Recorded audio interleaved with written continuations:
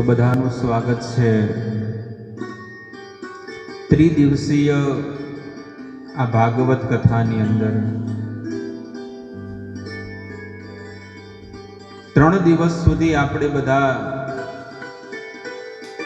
ભગવાનના ગુણ ગાવાના છે, ભગવાનની લીલા કથાઓનું આપણે શ્રવણ કરવાનું છે।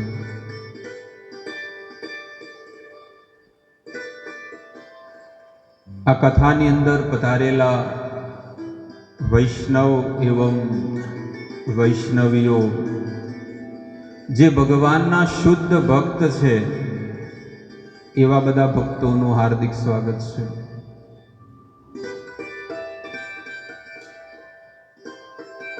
એ જીવાત્માનું જીવન સફળ છે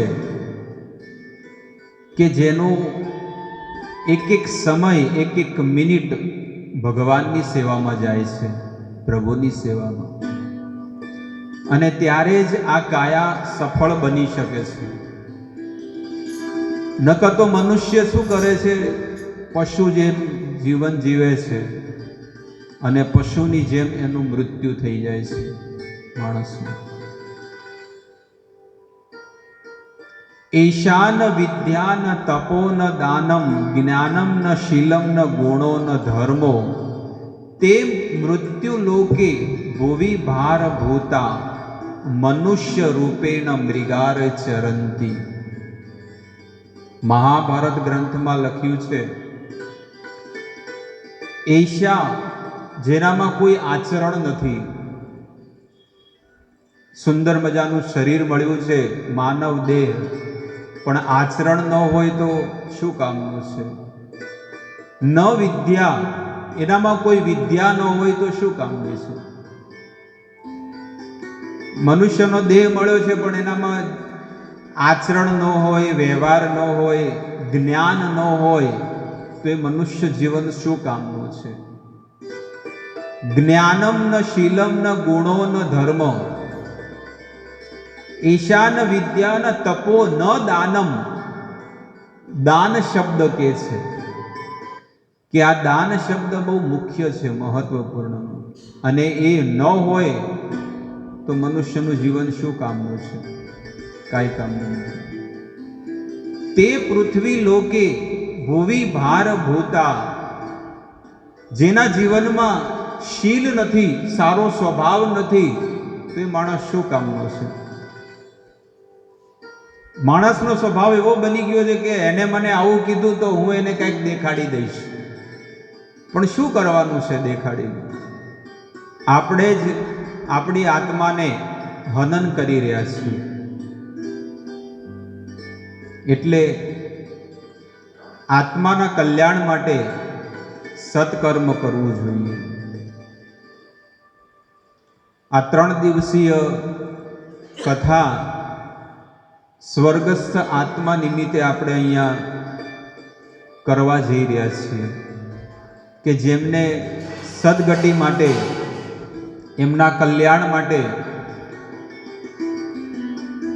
ભગવાન શ્રી કૃષ્ણનું આટલું સુંદર મંદિર છે અને પવિત્ર જગ્યામાં 3 દિવસ સુધી જ્યારે ભાગવત થવા જઈ રહ્યું છે તો આપણે એમાં સહભાગી થઈએ અને વારંવાર ઊભા થઈને આમ તેમ આપણે ન જઈએ, બધા એકદમ એકાગ્ર ચિત્તથી મન લગાડીને બેસીએ। કોઈને ફોન આવે તો એ પણ ધ્યાન રાખવું, કારણ કે ભગવાનની કથામાં જો આપણે વિક્ષેપ થાય તો કેટલાય જીવાત્માઓનું મન ભગવાનમાં લાગેલું હોય છે અને એનો આપણને દોષ લાગે। જે ભગવાનથી જે જીવાત્મા દૂર કરે, ભગવાન એને પસંદ નથી કરતા।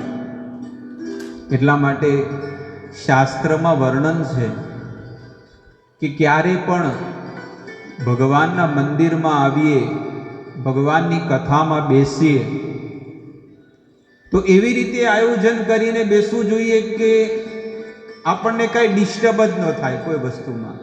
બાથરૂમ જવા ન જવું પડે, પાણી પીવા ન જવું પડે, કોઈનાથી કાંઈ વાતચીત કરવાની જરૂર ન પડે.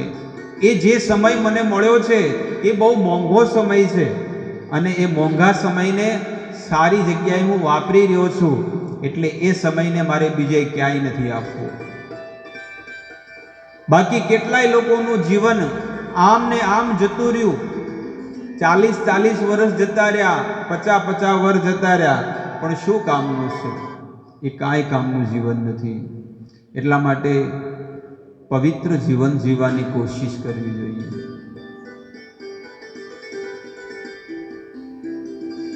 જિજ્ઞાસા કરવી જોઈએ કે હું કોણ છું, શા માટે દુઃખી થાઉં છું, શા માટે મારે મરવું પડે છે, શા માટે આ વારંવાર ખોળિયા બદલવા પડે છે. ભગવાન આપણને કહેવા ન આવે કે ભાઈ તમે મારું ભજન કરો, મારી ભક્તિ કરો, મારું સ્મરણ કરો, પણ જીવનું કર્તવ્ય બને છે કે જીવાત્માએ શું કરવાનું છે. આપણે વારે વારે દુઃખ ભોગવવું પડે, વારે વારે જન્મ લેવા પડે, વારે વારે મરવું પડે, તો આનો રસ્તો કાઢેલો છે ભગવાને, અને એ રસ્તા તરફ આપણે જઈએ ને તો આપણે એમાંથી મુક્ત થઈ શકીએ છીએ. પણ જેમ તમે કસાઈની દુકાનમાં તમે જુઓ કે બકરા કેટલા બધા મૂકેલા હોય, એ બકરાઓ જે હોય ને 20-25 બકરાઓ બાંધેલા હોય. અમે તો રીતસર જોયેલું છે કે બકરાઓને છૂટા મૂકેલા છે, એક પણ બકરાને બાંધેલું નથી, પણ તોય બધા બકરાઓ જે છે ને ખાવા પીવામાં મદમસ્ત છે. દરેક બકરું ખાવા પીવામાં મદમસ્ત છે. એ બધા બકરાઓ જોવે છે કે આને છે ને કાપવા લઈ જઈ રહ્યો છે કસાઈ, અને એની સામે જ છે ને એનું ગળું વાઢે છે, એને ગરમ ગરમ પાણીમાં નાખી એનું ચામડું ઉખાડી અને એના પગમાં છે ને ઊંધો લટકાવીને એને મૂકી દે છે. પછી એમાંથી નાના નાના કટકા કરીને વેચે છે, બધું જોવે છે, પણ તોય પેલો બકરો જોયું છે, એ પણ બકરું છે ને એ ધારે ને તો એ જ ઘડીએ છે ને એ ત્યાંથી ભાગી શકે છે કે ના હું મારો જીવ બચાવું, પણ એ શું કરે છે? ખાવામાં મદમસ્ત છે. હજી બંગલો બનાવી લઉં, હજી ગાડીઓ લઈ લઉં, એ ખાવામાં મદમસ્ત છે. ભલે બીજા શમશાનમાં પહોંચી ગયા, ઊંધા લટકી ગયા, જેમ પેલો બકરો છે ને એમ આ જીવાત્માની આ દશા છે. પશ્યન અપી ન પશ્યતી, એ જોવે છે, સાંભળે છે કે કેટલાય મરી ગયા, હજારો માણસો મરી ગયા, લાખો માણસો મરી ગયા, પણ તો એ ખાવામાં મદમસ્ત છે. જેમ પેલો બકરો ખાવામાં મદમસ્ત છે ને એમ સંસારનો જીવાત્મા પણ મદમસ્ત છે. શું કરવાનું? આમાં દોષ ભગવાનનો છે, દોષ શાસ્ત્રનો છે?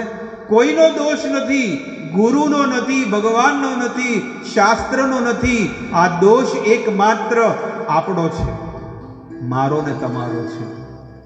સુખી થવું હોય તો ભગવાને એનો માર્ગ પણ આપ્યો છે, પણ આપણે માર્ગ પકડવો નથી, ઊંધા ઊંધા મથવું છે.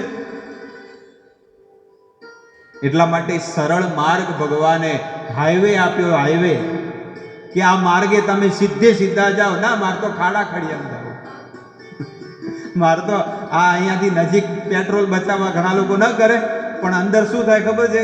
પંચર થઈ જાય, મેકેનિકલ મળે નહીં, અને હાઈવે પર જાય તો મગજમાં બેઠી વાત. બસ એવી રીતે ભગવાને સરળ રસ્તો આપ્યો છે કે મને પ્રાપ્ત કરવાની એકદમ સુંદર માર્ગ છે. પણ જેમ પેલા બકરા ખાવામાં મદમસ્ત હોય એમ આ સંસારમાં પણ માણસ ભગવાનને ભૂલીને અજ્ઞાનમાં માણસ જીવન બરબાદ કરી નાખે છે, આખું જીવન વેડફી નાખે છે. ચૈતન્ય મહાપ્રભુને કહે છે સનાતન ગોસ્વામી કે આમી કેને આમાય જારે તાપત્રય. હે પ્રભુ, હું કોણ છું અને મારા જીવનનું લક્ષ્ય શું છે? ચૈતન્ય મહાપ્રભુને પૂછે છે સનાતન ગોસ્વામી, શું સનાતન ગોસ્વામીને નથી ખબર? એટલા મોટા સંત છે, પણ આપણને નિમિત્ત બનાવીને કે છે, આપણને કે છે, પોતે નિમિત્ત બનીને આપણને સમજાવવા માંગે છે કે સંસારના જીવો આપણે અજ્ઞાનમાં રહીને આમને આમ જીવન જતું રહેશે, પણ આપણી ઓળખાણ આપણને નહીં થાય કે હું ભગવાનનો દાસ છું, હું ભગવાનનો સેવક છું, અને ભગવાનની ભક્તિ કરવી એ મારો ધર્મ છે, અને હું મારા ધર્મથી ચૂકી ગયો તો જીવનમાં નુકસાન મારું છે, બીજા કોઈ નથી.